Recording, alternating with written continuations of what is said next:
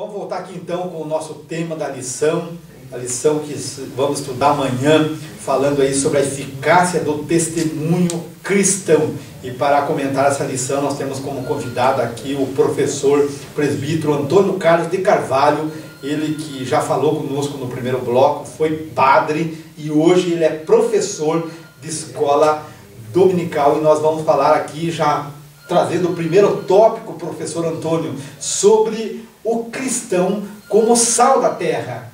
O que essa palavra vem dizendo para nós? Cristão, o cristão como sal da terra. Eu não posso deixar de citar que o pastor Wagner foi muito feliz por esses dois temas,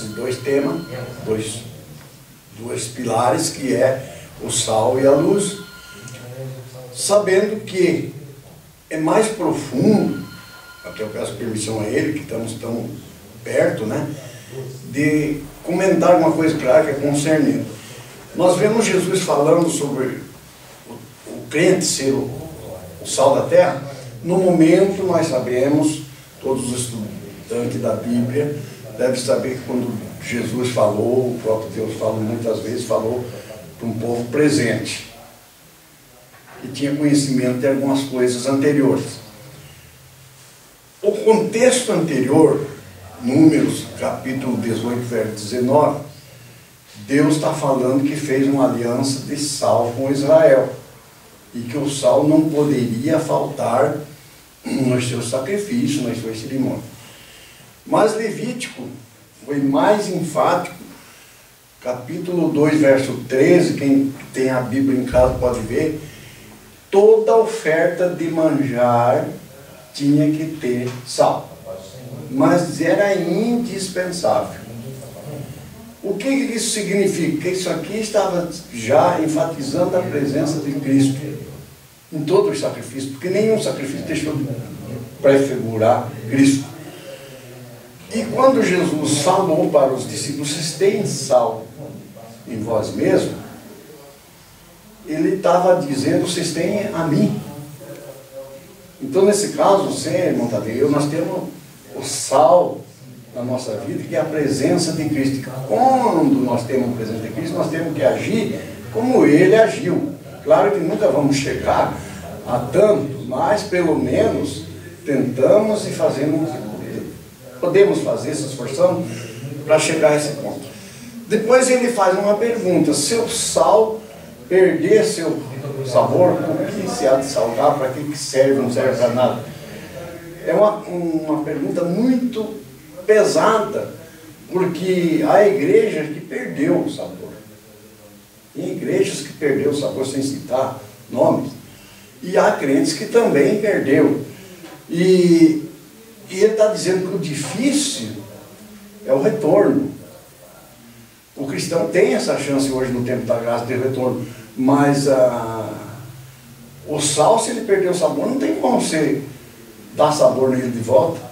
Inclusive nada, se deteriora, então acabou. Inclusive Jesus cita ali que se o sal perder o seu sabor, ele não serve para mais nada, a não ser para ser jogado fora e pisado pelos homens, é isso? Né? Nesse momento ele está falando com os discípulos, como judeus. Olha, vocês perdendo a mim, vocês estão numa situação quase sem retorno. Já para nós, no tempo da graça, nós temos ainda uma chance. Porque você vê, só a blasfêmia contra o Espírito Santo é que perdeu o sabor totalmente. E fora disso, no tempo da graça, nós ainda temos. E ele disse para eles: vocês têm sal em vós mesmos. Então, o que quer dizer? A pessoa que depois que perde a carne da graça, ele perde o sabor, ele só serve para ser pisado pelo mundo. Pelos homens. Mas o sal, ele também fala de testemunho. Testemunho, tá. Um dos homens que preencheu esse testemunho, claro que tem mais, foi o profeta Eliseu. Em 2 Reis, capítulo 2, verso 19 a 21, quando as águas estavam insuportáveis lá, ele falou: peraí, me traz uma vasilha nova. Tem Bíblia que diz uma tigela, tem outra que diz uma salva. Salva, nós entendemos que só para tirar o ferro. Ele pediu para pôr sal. E eu vou lançar esse sal lá na fonte, E aqui a terra vai ficar produtiva e a água vai ficar saudável. Então foi o homem que usou o sal, porque ele estava dizendo, não teve lugar que precisou da farinha, né? Então é Jesus, lançando Jesus em qualquer problema, em qualquer problema, vai resolver o problema. Então Jesus queria dizer sobre o sal que nós precisamos ter sabor para o mundo, é isso? Temos sabor para As pessoas de fora que ainda não conhecem o Evangelho, que ainda não estão na igreja, eles precisam ter prazer em nos ver, em nos ouvir. Agora, é isso? Esse tempero para o mundo, quem leva é o crente. Mas ele leva esse tempero através do seu procedimento, do seu comportamento, do seu testemunho. Porque o sal é o caráter.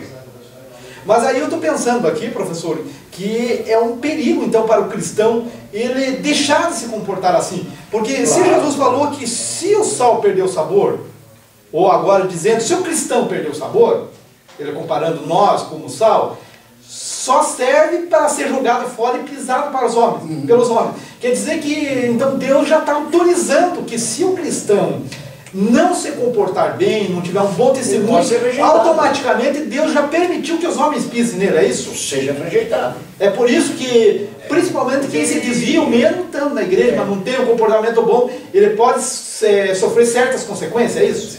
Falar uma coisa que às vezes até não seria o ideal, mas tem que falar. Tem gente que diz assim, se for para me ser crente igual fulano, não quero ser.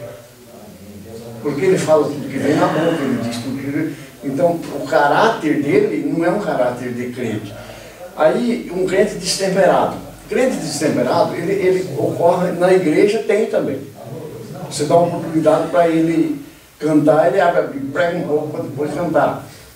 Uma palavrinha lá, se estende, enfim, um crente destemperado, não tem controle. E existe igreja que está totalmente sem sal, porque vive uma vida de comércio, coisa. Então, o que Jesus disse? Se vocês tiverem, vocês têm, e procurem não me perder. Qual é a presença do sal de Jesus na vida sua? É o Espírito Santo, é a palavra, é o comportamento, é o caráter. E daí, eu não quero entrar lá na frente, que você vai perguntar, sobre a luz que é o testemunho. Mas vamos entrando já, porque o nosso tempo também já está se indo. Então, vamos falar então aqui no segundo tópico, deixando o sal, né, falando sobre a luz, o cristão como luz do mundo. Como luz, como que vem o profeta Eliseu jogou o sal lá, resolveu o problema da água amarga, né? O profeta Eliseu fez isso, jogou lá, resolveu com uma vasilha nova, porque tem que ser uma pessoa renovada para receber o sal, que é Cristo. Não pode ser de qualquer jeito. E depois, ele andando, a mulher falou assim, lá em 2 Reis 4, 10, diz assim, vamos fazer um aposento aqui, porque este homem que passa aqui, comer pão, eu vejo que é um santo homem de Deus. O que ele está mostrando? O seu porte, o seu testemunho. Ele não falou nada, eu sou profeta, eu sou isso, aquilo. Só em ela olhar para ele, ela já viu que o testemunho dele, que ele era um santo homem de Deus. E é isso que o crente tem que ser no mundo. O sal, nós vimos que já estava lá atrás, em Levítico, em Número, coisa. Agora a luz, ela tem 3 dimensões. Ela tem a luz natural, Deus diz, haja luz. Se bem que não é bem natural, porque daí Jesus é a luz do mundo. Haja luz, houve. Depois vem a espiritual, né? Que é nós temos um caminhar, a luz espiritual que Cristo na nossa vida. Agora a luz sobrenatural. No Novo Testamento, acontece 2 vezes, está até na lição. Mateus 17, 2, Jesus. E Atos 9, 3, quando Jesus aparece a Paulo. Ele aparece a Paulo, Paulo cegou. Por isso que Jesus diz, eu sou a luz do mundo. Eu sou a luz do mundo. Ele já começa dizendo lá em João 1, 4, 5, eu sou a luz do mundo, eu vim para que tivessem luz, mas não quiseram amar mais as trevas, porque a luz que vindo para a luz parece aquilo que não podia aparecer. Bom, Antônio, nós vamos fechando aqui então a lição. O terceiro tópico aí fala sobre o testemunho do crente, que é fechando a lição, e os 2 primeiros tópicos estão inseridos aí no terceiro tópico também, a lição toda aí trazendo esse testemunho, esse comportamento do cristão. Nós queremos agradecer a Deus aqui pela sua presença,